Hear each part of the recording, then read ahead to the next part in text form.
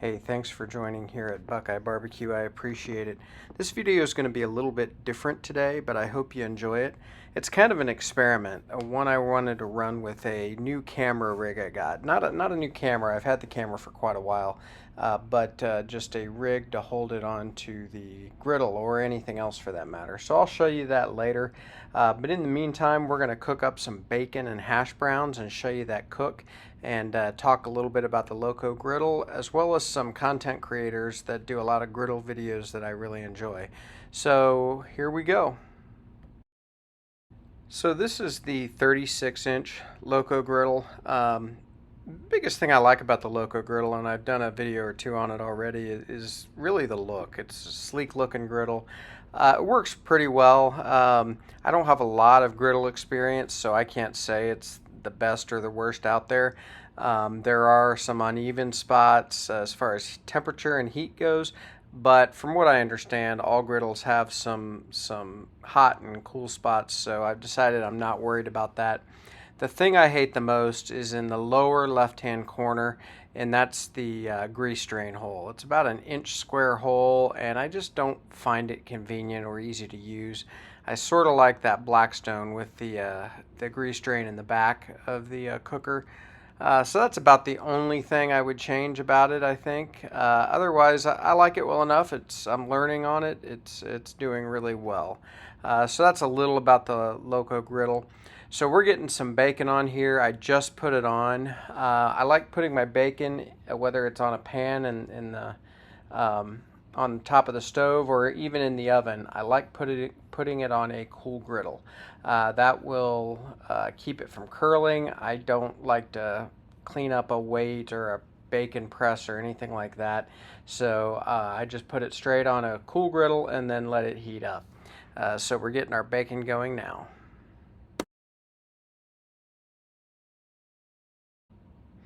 All right, so we're throwing down some whirl.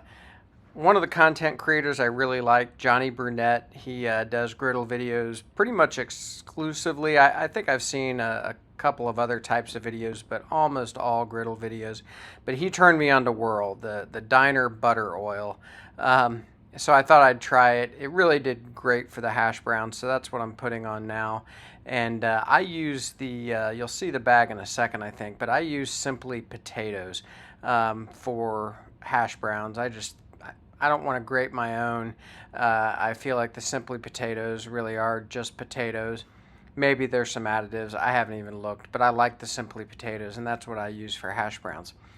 I decided to do a few quote-unquote in the ring, and then I'm going to do a handful straight on the griddle and see how we do.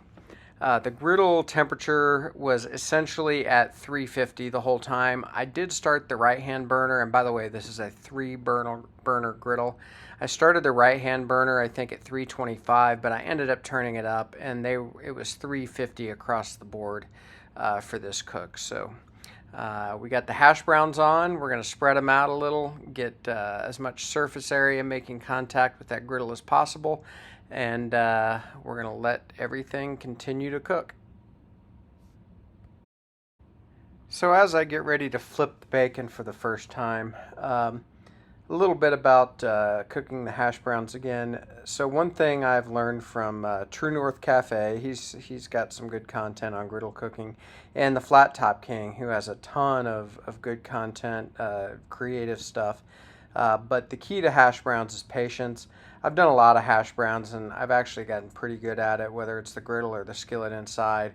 And patience really is the key. You just got to let it do its thing, and you'll kind of start to see when they're ready to be turned, which they're not yet, and you'll start to see the edges turn brown, and that's sort of what I look for. But I have watched a lot of content by True North Cafe and the Flat Top King, and they got some good stuff, so I definitely encourage you to take a look at them if you're interested in griddle cooking, including back to Johnny Brunet. Got some good stuff. Funny guy, and he's from Ohio, so another Ohio Buckeye State content creator. So we're just going to let this stuff keep going. So as this cook continues, you'll see I moved some bacon around a little bit. Bacon sort of Helps you find the hot spots, at least for me. You can sort of tell where the hotter and cooler spots are by the way your bacon is getting done. Also kind of making sure my hash browns sort of stay together. I like to spread them pretty thin to get that browning, but I don't really want a lot of straggling. Part of that's OCD, part of it's just being bored and wanting to do something with the spatula. I do have egg rings going on the right side, as you probably have already seen, so we're going to do some different types of hash browns today. But we'll just let this keep going, keep turning our bacon as it's needed. And notice it's really not curling up. Last thing about the bacon, get good bacon. Life is too short for cheap, not great bacon. I got this from the butcher, and you don't necessarily have to go to the butcher to get your bacon, but there are good quality and bad quality. Get good quality bacon.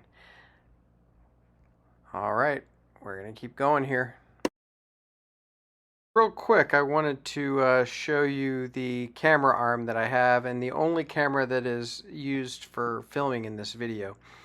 So there's from far away, and there's a close-up. That screen is showing me what's being videoed. The camera is facing down. So just a new gadget for holding the camera. I'm trying. So I'm about to season up the hash browns, and the only thing I'm using on this is Lowry's seasoning salt. I think Lowry's is pretty underrated. And is a great all-purpose seasoning for different things, and I like it on hash browns, so that's what I decided to use today. So we're going to sprinkle some on the top. After I flip the hash browns, we'll sprinkle it on the other side a little bit as well. Certainly a ton of options. I use Cajun seasoning a lot on hash browns as well. Smoked paprika I like, but you can never go wrong, in my opinion, with some good old-fashioned Lowry's. So I'm getting ready to take the bacon off now.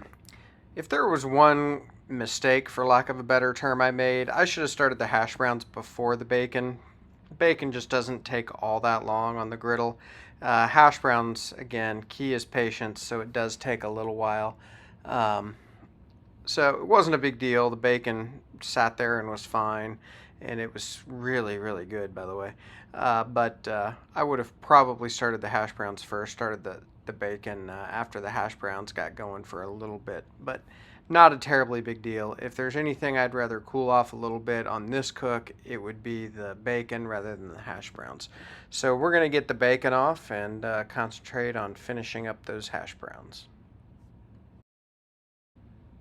So after getting that bacon off, I went ahead and moved a couple of the rings of hash browns to the other side just to take advantage of the extra space.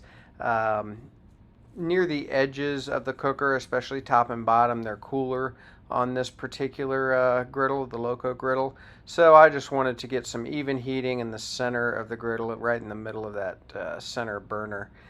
So just wanted to move some of those, and we're going to get ready to flip some hash browns, I think. So let's get on to that.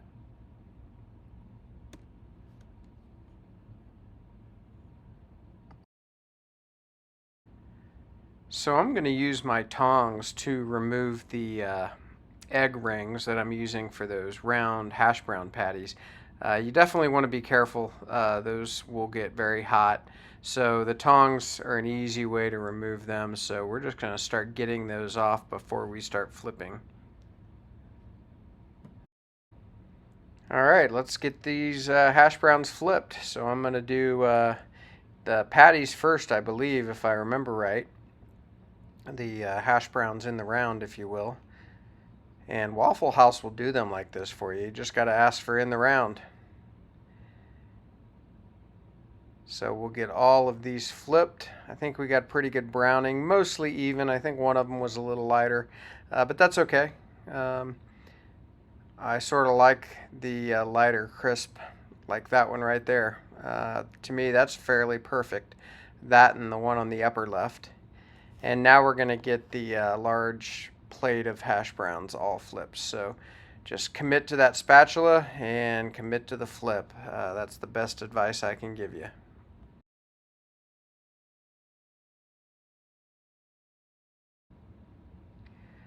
So one piece of good advice I got from, I think his name is Neil, but the Flat Top King. Again, he's got some good recipes, some creative stuff, some stuff I'm going to try and do sometime.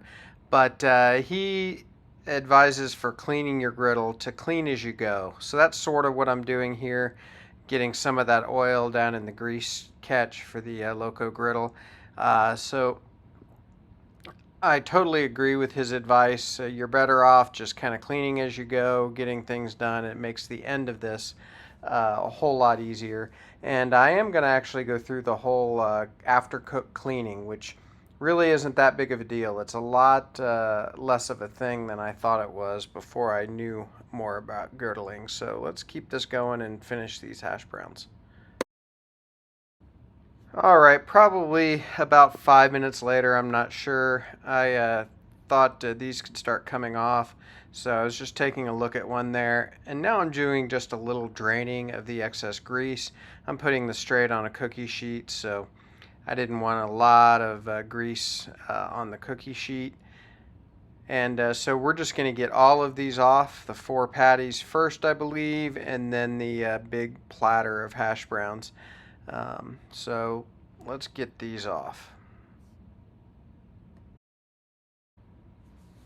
Okay, I got the last couple of hash browns.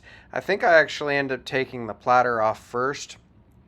Again, just commit to that spatula, get it under there, good, lift straight off, letting some of that grease drain before we put it on the platter. And then we will get that last hash brown patty. And I usually clean up right away. I don't wait till later. The best cleanup can be done when the griddle is hot. Another Flat Top King piece of advice. And it doesn't take that long. So we're going to go through that after we get this last hash brown off. I'm starting now using the Loco Griddle scraper, which is fine, but I'll be honest, I don't love it. I think there are better ones out there, including a bench scraper that I've used, but it works fine. I mean, it does the job. So we'll bring you back for the cleaning and call it a day on this video. All right, so our food is all off. First thing I'm going to do is wipe the grease. I've scraped the grease and the debris off, but now I'm going to wipe the grease and get it down, either soaked up in these rags or down in the grease trap. And by the way, these are just those blue shop towels you can buy. I think they work really well. I've found that paper towels can kind of leave some debris on your griddle, but these shop towels do not. So I think they work great. Probably a little more expensive, but I always like to have shop towels around for a number of different things, and this is just one more thing that I think they work really well on. After getting the grease, I'm going to use a little water. You don't always have to do this, but with bacon especially, I think it's helpful. So get that water on, and then I'm going to get another round of shop towels and use my tongs. I don't always use tongs, but this griddle was really hot. So I wanted to just be careful. I didn't want to video burning myself today. So we just used the tongs, got the griddle all dry and really clean. It's kind of hard to tell in the video, but I was actually really happy with the way this looks. The next thing we're going to do, I believe, is I've got some oil. We're going to put down a little spritz of oil out of the squirt bottle. And I always like to, I think right now I'm actually going inside to get the oil because I forgot it. There we go. And I never put that much. Another piece of advice you get from people that know about cooking on griddles and cast iron is you can always add more. You don't want to add too much. And so I'm getting some more shop towels right now and the tongs, and we're just going to spread this around and make sure to try to get all the corners and sides. And I use avocado oil. I just think it does a good job. I don't use any kind of animal byproduct, no lard, no tallow or anything like that. I've heard some people use olive oil. I just like the way the avocado oil does. Oh, and there's some sound. So this cook is done and the griddle is clean. Thanks for joining, and we'll see you next time at Buckeye BBQ. Like and subscribe if you don't mind.